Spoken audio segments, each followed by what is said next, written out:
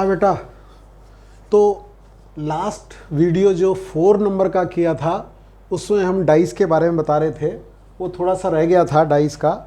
उसके बाद बैग में बॉल का लेंगे और कॉइन का लेंगे। जल्दी करते हैं। तो मैं बता रहा था कि यदि आपने 2 dice are thrown, what is the probability to getting 6, 1 time, 2 time, है ना, और नो टाइम। तो इसके लिए आपको या तो आप डाइस को, है ना, पासे को, जो या तो आप 2 बार उछालें या 2 को एक साथ फेंकें, बात एक ही होती है, इसमें ज़्यादा फर्क नहीं होता। ठीक है, एक पासे को यदि आप 2 बार उछालते हैं या 2 डाइस को एक साथ फेंकते हैं, एक ही बात होती है, इसमें फ़र्क नहीं हुआ करता। तो अब आप बात समझना है कि इस तरीके की इवेंट को रिपीटेड इवेंट बोलते हैं। रिपीटेड इवेंट का मतलब है कि एक ही स्थिति दोबारा से क्रिएट हो जाती है। अब मैं आपको बताता हूँ हमारा क्या आना है, गेटिंग 6। तो जो गेटिंग 6 के लिए P होगा वो 1/6 होगा, क्योंकि 6 एक ही होता है और जो टोटल होते हैं वो 6 होते हैं डाइस में। अब क्वेश्चन ये रहता है, फिर मैंने पहले ही बताया था, हम क्वांटिटी में इंटरेस्ट रखते हैं, क्वालिटी में इंटरेस्ट नहीं रखते। 6 आया है, 6 से मतलब नहीं है, एक है वो, तो 1 सक्सेस है और टोटल नंबर ऑफ चांसेस 6 है। इसी तरह से Q जो है वो आपका 1 - 1/6, 5/6 हो गया। Q आपका 5/6 हो गया। अब आपने इसमें लिखा Q + P, कितनी बार उछाला? 2 बार, तो 2 लगा देते हैं। Q + P की पावर 2, 2 बार उछाला तो 2 लगा देते हैं।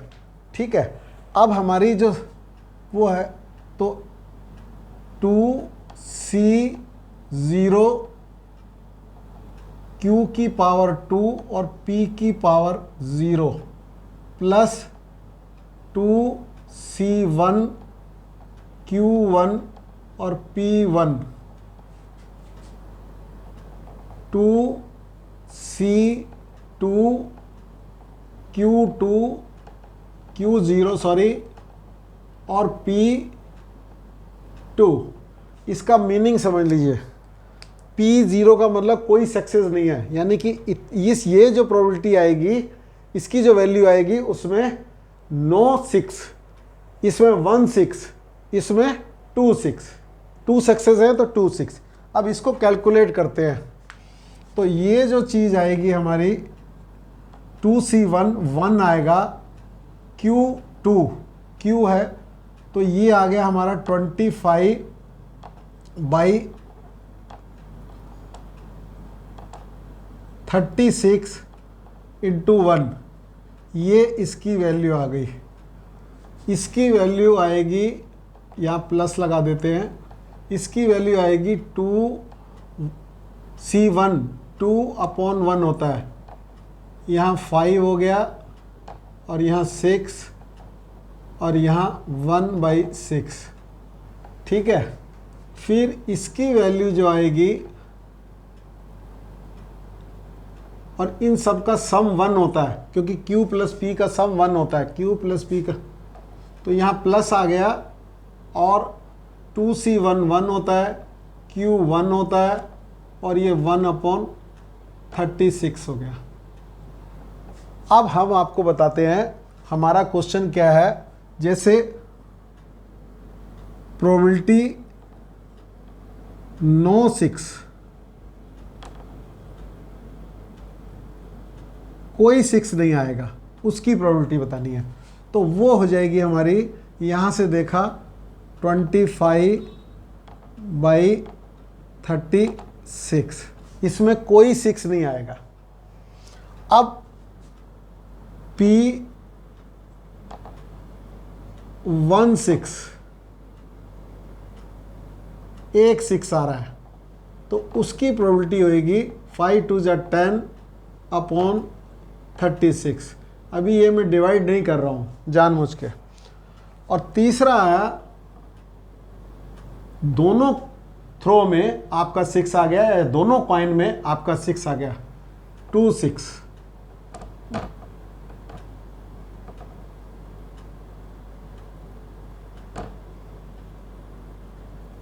और 2 6 से ज्यादा नहीं आ सकते, 2 6 का ये है 2C2P2, सक्सेस, 2 सक्सेस है, तो ये है 1/36।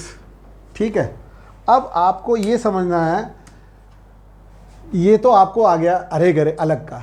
इसमें आया क्वेश्चन है, आपको ये सब दिया हुआ है, बोला एटलीस्ट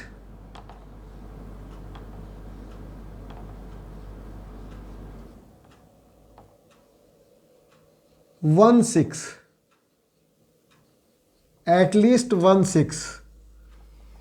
तो P आपको निकालना है एटलीस्ट 1/6 का। P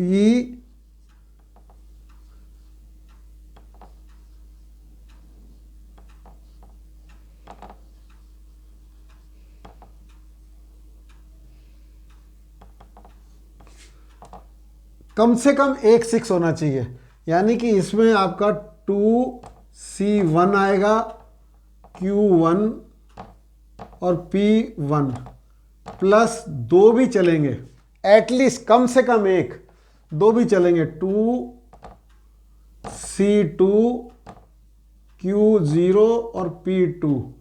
इन दोनों की वैल्यू आपने ऑलरेडी निकाल रखी है। 2C1 10/36 प्लस 1/36, इसका आंसर हो गया 11/36। समझ आया आपको? ये क्वेश्चन लास्ट RAPP के एग्जाम में आया था। उन्होंने पूछा था ए डाइस थ्रो 2 टाइम्स या 2 dice throw, what is the probability to getting 6 at least 1 time, कम से कम एक बार, एटलीस्ट 1/6, एटलीस्ट 1/6, एटलीस्ट 1/6।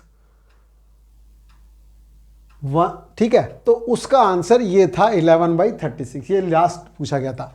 इसमें यह भी हो सकता था कि आपसे बोलते, ये RAPS में लास्ट आया है, P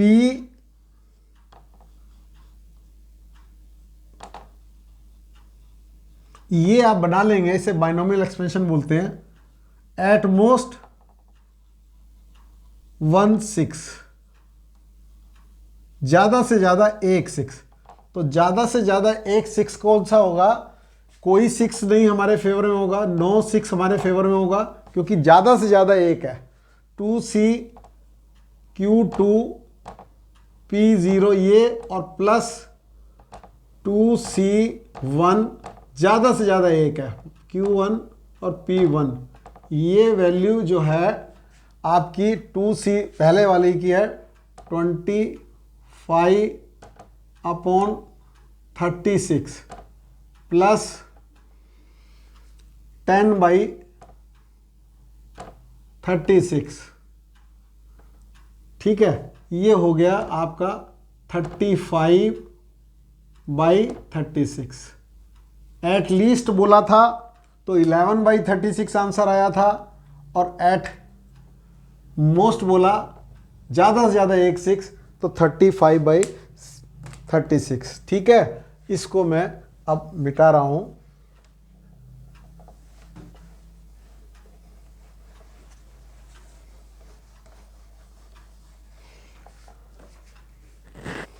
अब आपके सामने जो 6 है सक्सेस,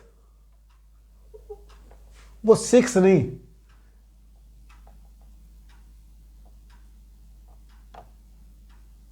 इवन नंबर है। Even number is your success, और एक डाइस है। ठीक है, 1 डाइस में what is the probability to getting even number. ठीक है, इसमें आपने 6 टाइम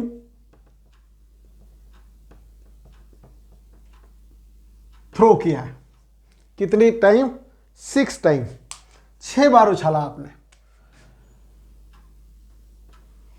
जरा अच्छी तरह समझ लो, 6 बार उछाला आपने इसको 6 बार उछाला है। और सक्सेस क्या है, ये even number is your success, ये है, ये सक्सेस है। तो इस वाले केस में आप P निकालेंगे, वो इवन नंबर कितने होते हैं, 3, टोटल 6, ये आ गया आपका 1/2।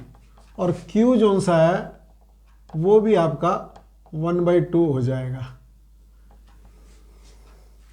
अब ये Q प्लस P की पावर जितनी बार उछाला है, 6 बार, तो 6 हो गई। Q प्लस P की पावर 6 हो गई, और P 1/2 और Q 1/2, तो ये हो गया 6C0 Q6 P0, 6C1 Q5 P1, 6C2 Q4 P2। ठीक है, इस तरीके से चलते चलते हम 6C6 Q की पावर 0 और P की पावर 6 पे पहुंच जाएंगे। अब इसके बारे में बता देता हूं, वो कह रहा है 5 सक्सेस। पहला बता रहा है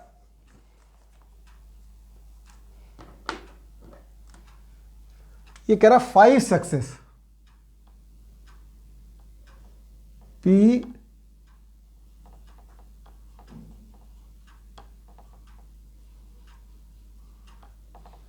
P5 सक्सेस। तो इसको निकालने के लिए देखिए, 6C5 Q की पावर 1 P की पावर 5,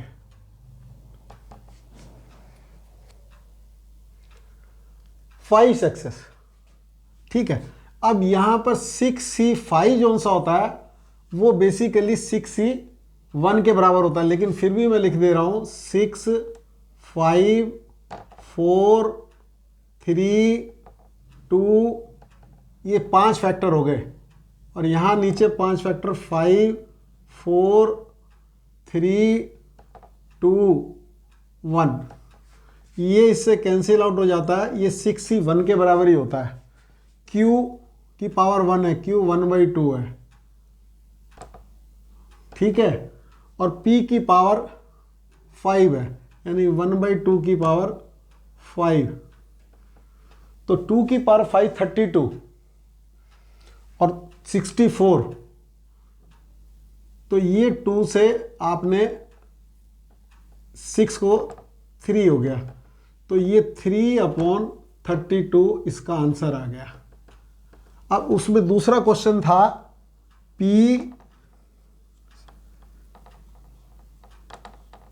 एट मोस्ट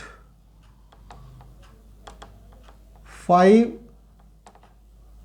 सक्सेस, ज़्यादा से ज़्यादा 5 सक्सेस है। तो यदि आप 5 सक्सेस हैं ज़्यादा से ज़्यादा, तो ये सब आपका 5 तक आपके, इसका आपको सब निकालना है। दोबारा से बता देता हूँ जल्दी से, 6C0 Q6P0 plus 6C1 Q1 P1 up to 6C5 6C and ज़्यादा से ज़्यादा 5, छठे वाले को नहीं लेना। 6C5 Q की पावर 1 और P की पावर 5, ये इन सबको जोड़ना है। तो इतना सब तो जोड़ने को आएगा नहीं, तो आप क्या करेंगे, इसकी जगह ये सब का जो ये यहाँ लिखा हुआ, देखो जरा बेटा ध्यान से, इन सब का सम 1 होता है। इस सब का सम करना है, तो 1 माइनस 6c6 q की पावर 0 और p की पावर 6, ये हो गया हमारा 1 माइनस 1/2 की पावर 6, यानी कि 64 माइनस 1 अपॉन 64, जो कि हो गया हमारा 63 अपॉन 64। अब मैं बताता हूँ, इस टाइप का क्वेश्चन बीआरसी में आया था, लेकिन उसमें ये नहीं था, डाइस नहीं था, उसमें ट्रू फॉल्स के क्वेश्चन थे। क्या था? ट्रू फॉल्स के 5-6 क्वेश्चन है, ट्रू फॉल्स के 6 क्वेश्चन है। उसमें किसी बच्चे को 5 से ज़्यादा क्वेश्चन करना है, एटलीस्ट 5 क्वेश्चन सही करने हैं, एटलीस्ट 5, कम से कम 5, यानी 5 और 6 की आपको उसमें निकालनी थी, उन दोनों को जोड़ना है। तो ये बहुत सारे तरीके से आ सकता है क्वेश्चन, लेकिन आपको ये करना आना चाहिए, इसमें ज़्यादा बड़ी कैलकुलेशन नहीं होती, ये 1-1। और यही क्वेश्चन, सेम क्वेश्चन 2019 के सीबीएसई बोर्ड के 12th के एग्जाम में भी आया है, सेम क्वेश्चन 2019 में, 2019 में। और इसको मैं बता रहा हूँ, बीआरसी के एनआरबी का जो एग्जाम हुआ था उसमें इसका बस खाली ये बदल गया था, पी और क्यू सेम था, 1/2, खाली जो ये है इसमें इवन नंबर सक्सेस है, उसमें ट्रू और फॉल्स का क्वेश्चन था, तो ट्रू वाला एक 1/2 हो गया सही होने का चांस, पी, और क्यू 1/2 हो गया। और इसी तरीके से कॉइन वाला भी हो सकता है। यदि मान लिया जाए कॉइन वाला भी होता तो भी आपको 6 बार कॉइन उछाला है तो भी उसमें पी और क्यू सेम होते हैं। यदि आपने 6 बार कॉइन उछाला है और 5 बार हेड आए, उसकी प्रोबेबिलिटी निकली 5 सक्सेस, तो यही क्वेश्चन का आंसर होगा। 5 हेड आए तो भी यही आंसर होगा, एटमोस्ट 5 हेड आए तो भी यही होगा। उसमें भी क्वेश्चन यही होता है, सिर्फ आपका p की वैल्यू 1/2 है, उसमें भी 1/2 हेड और टेल में भी होती है, और हेड और टेल ट्रू फॉल्स दोनों इसी से होते हैं, इसलिए मैंने इस क्वेश्चन को कर दिया है।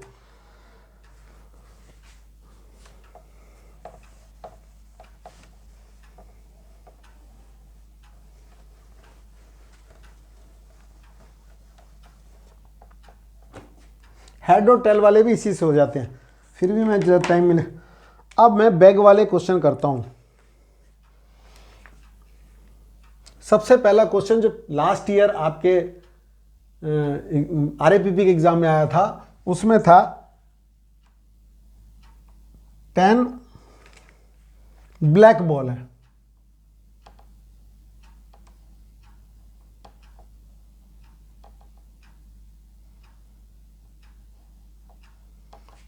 और 20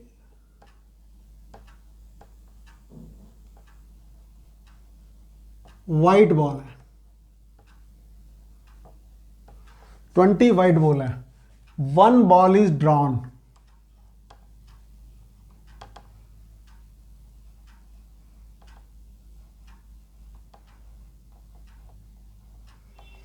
एक बॉल ड्रा गई, फाइंड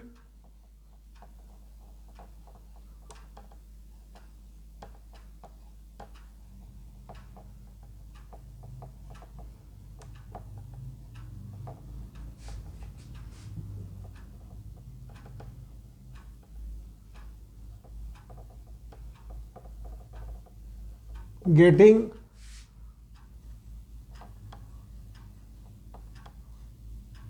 वाइट बॉल। ठीक है, तो बहुत आसान क्वेश्चन था ये तो। पी डब्ल्यू लिख दिया वाइट को मैंने, तो वाइट बॉल कितनी है 20, टोटल कितनी है 30, तो ये आंसर आ गया 2/3। ठीक है, अब एक क्वेश्चन और है, इसमें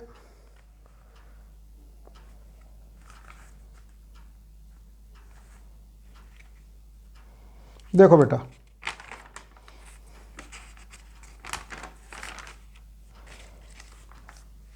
बॉलें चेंज हो गई हैं इसमें, तो मैं सीधा बॉल लिख दे रहा हूं। वो कह रहा है 4 ब्लू हैं,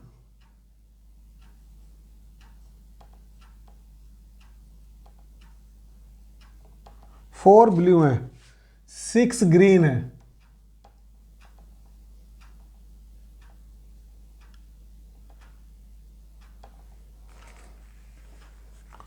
और रेड को उन्होंने लिखा है सम रेड, तो जो सम लिखा जाता है उसको मैंने एक्स लिख दिया।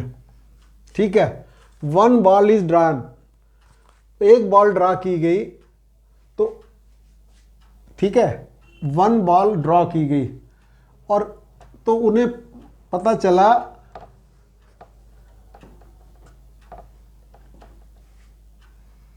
PG जो है मतलब ग्रीन, वो 1/3 है। वो कह रहा है 4 blue 6 green and some red ball, 1 ball is drawn, we get the probability of green ball is 1/3। तो वो बोल रहा है कि 1/3 यदि हमें उसकी प्रोबेबिलिटी मिली तो कितनी रेड बॉल है, नंबर ऑफ रेड बॉल कितनी है, हमने x मानी हुई है। तो अब आप इसको समझ लीजिए, probability of green is equal to, green कितनी है 6, और ये हो गई 10 plus x is equal to 1/3 है, गिवन है हमें, ये हमें गिवन है।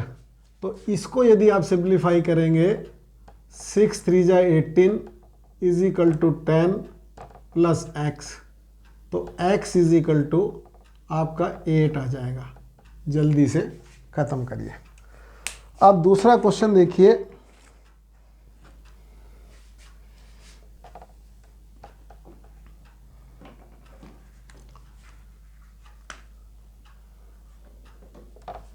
जल्दी से थोड़ा देख लीजिएगा।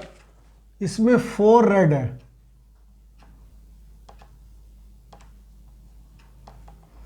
5 वाइट है,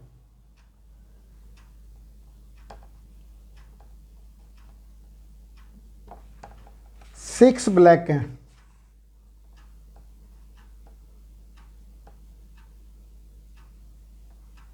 6 ब्लैक है। ठीक है, 2 balls drawn,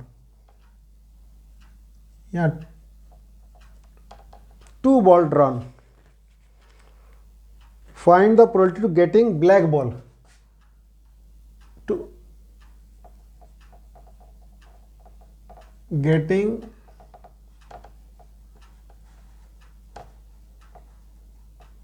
black ball, black ball को, ठीक है। अब इसको हम, अब समझिए, इसमें हमारे पास टोटल 15 बॉल है, तो 2 बॉल ड्रा करने की जो प्रोबेबिलिटी होगी वो 15C2 होगी।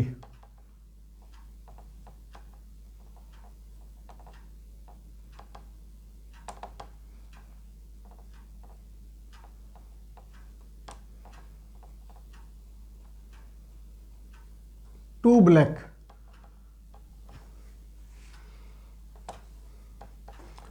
दो ब्लैक में टोटल जो चांस होंगे, इसमें इसीलिए बता रहा हूं 15C2 होगी। अब आपका जो टोटल में से इतने कॉम्बिनेशन बनेंगे बॉल उठाने के, तो टोटल नंबर ऑफ चांसेस हो गए। अब ऊपर हो गया हमारा 6C2, और बाकी जो हैं 5C0 और 4C0, ये लिखने में 1 1 होता है, इसलिए लोग लिखते नहीं हैं, लेकिन मैं लिखता हूँ क्योंकि मुझे पता है नीचे भी 2 होना चाहिए और ऊपर सम 15 होना चाहिए। नीचे 2 होना चाहिए, ऊपर सम 15 होना चाहिए। तो अब इसको यदि मैं कैलकुलेट करूँगा,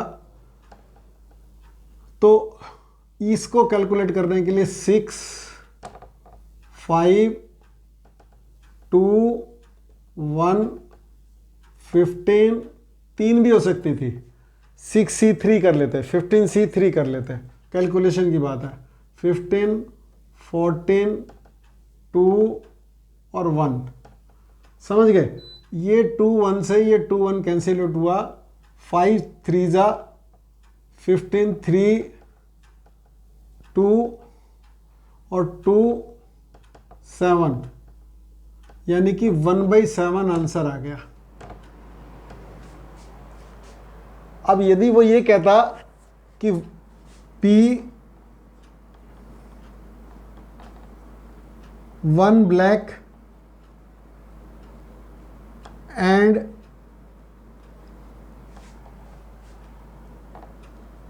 1 वाइट, यदि ये कहता या जो भी कहेगा 1 ब्लैक एंड कोई अदर, तो उसी हिसाब से हम करते रहेंगे। तो इसमें हम 6C1 5 वाइट कितनी है 5, 5C1 और 4C0 अपॉन 15C2, इसको आप कैलकुलेट कर सकते हैं। मैं थोड़ा और क्वेश्चन बताऊंगा। अभी वो कहता 1 ब्लैक, बस एक ब्लैक आनी चाहिए, 2 बॉलें उठाई, एक ब्लैक आनी चाहिए, दूसरे से उसका कोई मतलब नहीं है। तो इसको हम करते तो 6C1 और ये 5 + 4 9, इनमें से कोई एक आ जाए, हमारे को कोई इंटरेस्ट नहीं है। तो इन दोनों को जोड़ के 9 + 6 15, और यहाँ भी 15 होना चाहिए, 15C2।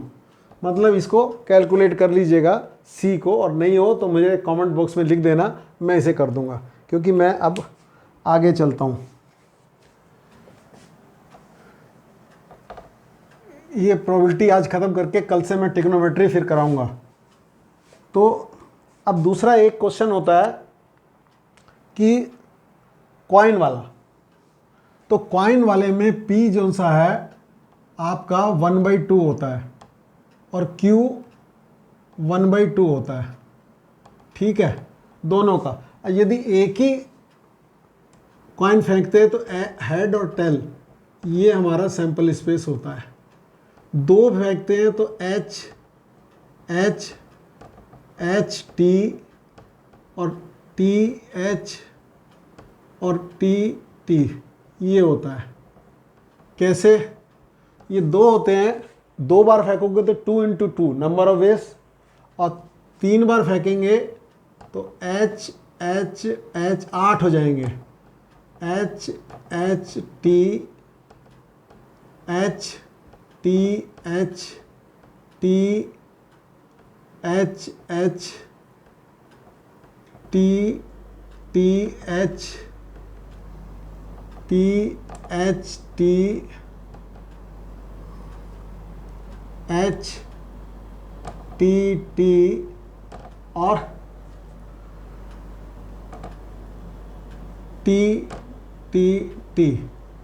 अब ये जो हैं, इसमें आप यदि Q + P का पावर 2 कर देंगे तो जो आपके इनके आंसर हैं आने लगेंगे। जैसे 2C0 Q2P, यदि मान लिया हेड आना हमारी सक्सेस है तो P0, यानी कि इसमें एक भी हेड नहीं आएगा, वो इतने चांस होंगे, एक भी हेड नहीं आएगा उसको।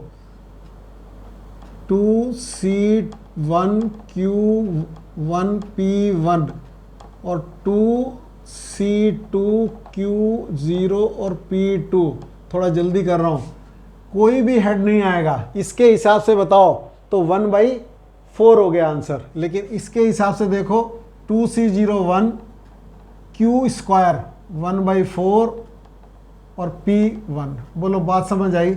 ये जो आंसर है ये वाला, ये आ गया। इसमें इसके हिसाब से करेंगे तो इसमें 2 3 तक तो आप कर सकते हो, बना सकते हो, उसके बाद बनाने मुश्किल हो जाएंगे। इस हिसाब से करना चाहिए, ठीक है। अब देखो ये एक हेड कौन कौन सी जगह आया, यहाँ आया और यहाँ आया है।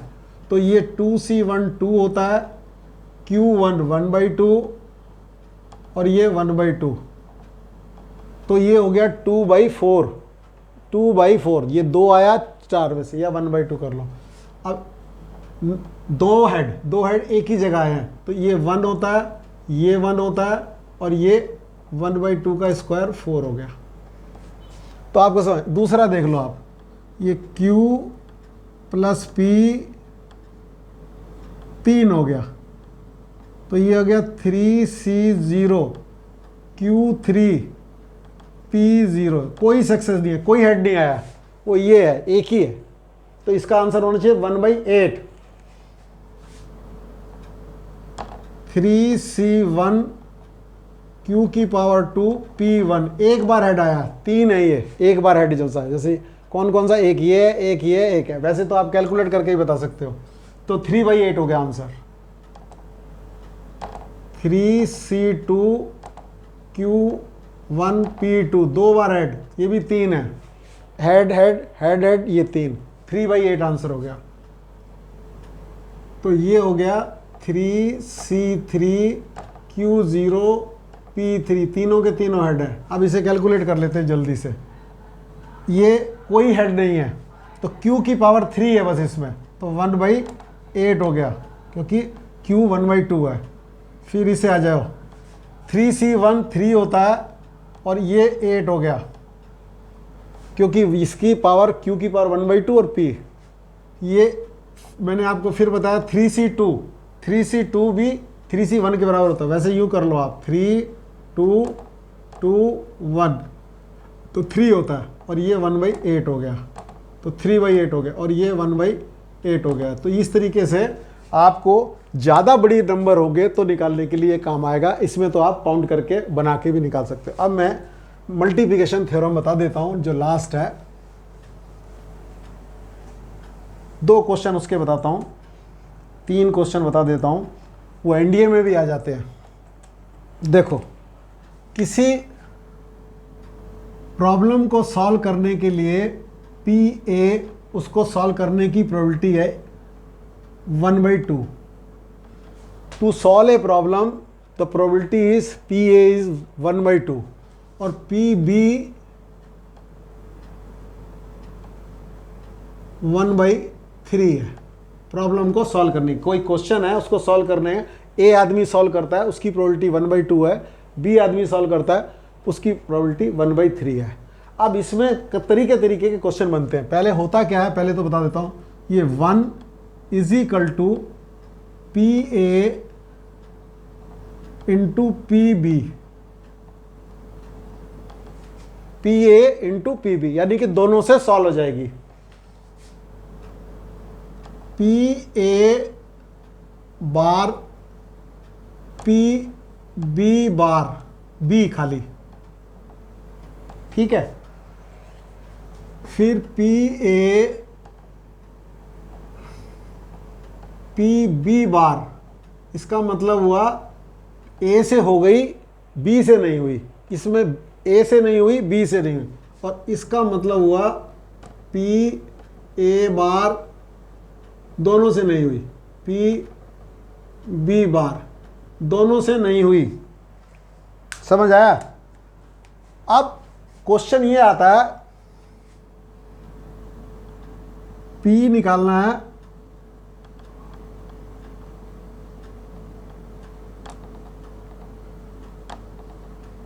जो प्रॉब्लम थी, जो क्वेश्चन था, सॉल्व, प्रॉब्लम सॉल्व, मतलब प्रॉब्लम सॉल्व हो गई। कितनों ने करी कोई मतलब नहीं है, कितनों ने की, किसने करी किसने नहीं करी उससे हमें मतलब नहीं, प्रॉब्लम सॉल्व हो गई। प्रॉब्लम सॉल्व होने के लिए ये भी ठीक है, इसमें भी सॉल्व हो गई, इसमें हो गई, इसमें हो गई, तो इन तीनों में PA PB प्लस PA बार PB बार B प्लस PA और PB बार, तो इसमें PA इतना है, तो PA बार जो होगा वो 1 - ही होता है, जो 1/2 ही होगा, ठीक है। पी बी बार 1 माइनस 1/3 2/3 होगा।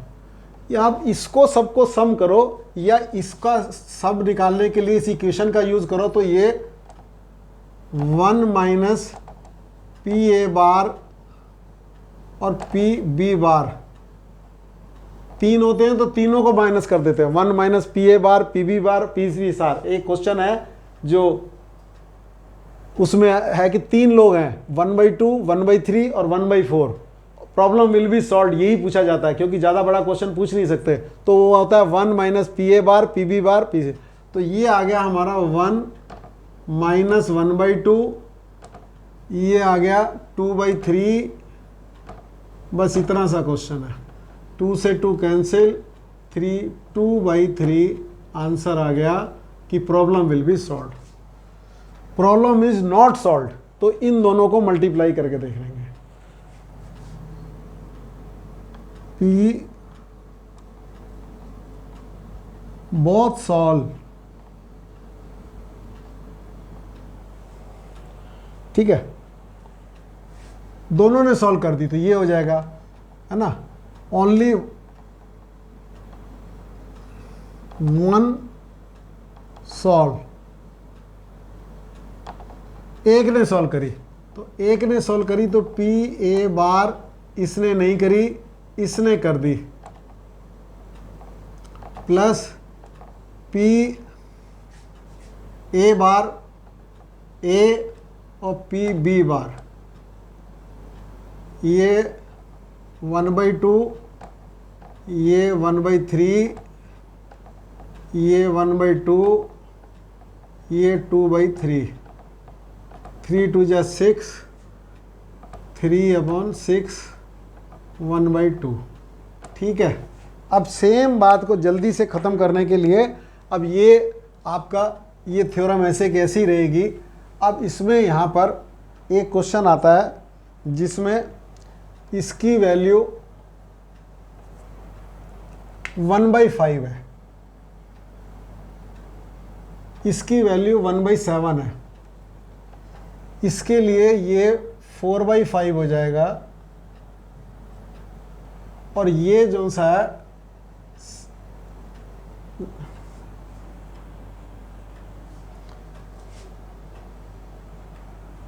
एक minute,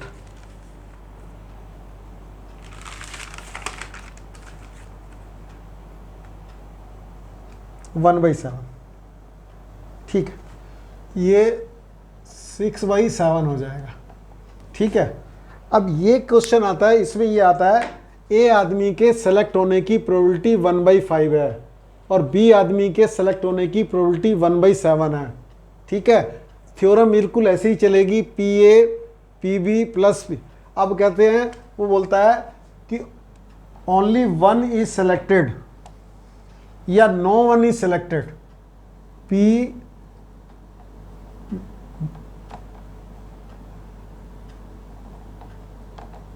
both are not selected।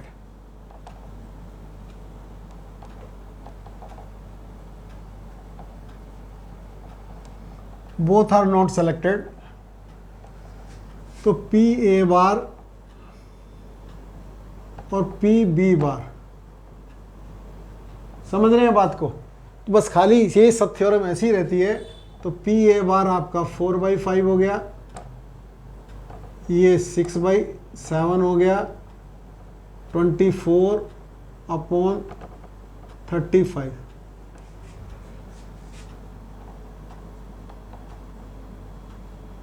Only one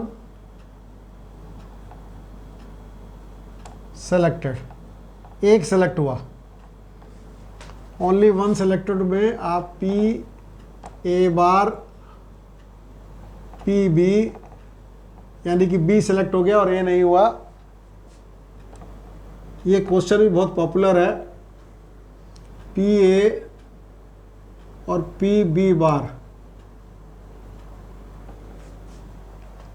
तो ये आ गया हमारा पी ए बार 4/5, 1/7, 1/5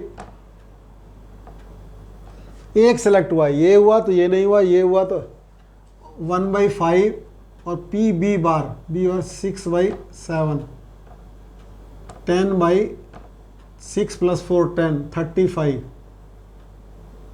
5 2 ये आंसर आ गया। तो इसमें प्रोबेबिलिटी अब ख़त्म होती है। और इसके बाद भी आपको कोई प्रॉब्लम होती है तो आप प्लीज़ मुझे कमेंट बॉक्स में लिखेंगे, कल से मैं ट्रिग्नोमेट्री कराऊंगा, ठीक है। और भी कोई प्रॉब्लम हो, है ना, अब आप इसे बताएंगे, ठीक है ना। अभी जल्दी से पेपर आने वाले हैं आपको, जैसी सूचना हमारे पास है, तो इसलिए आप जल्दी करेंगे, ठीक है। ओके।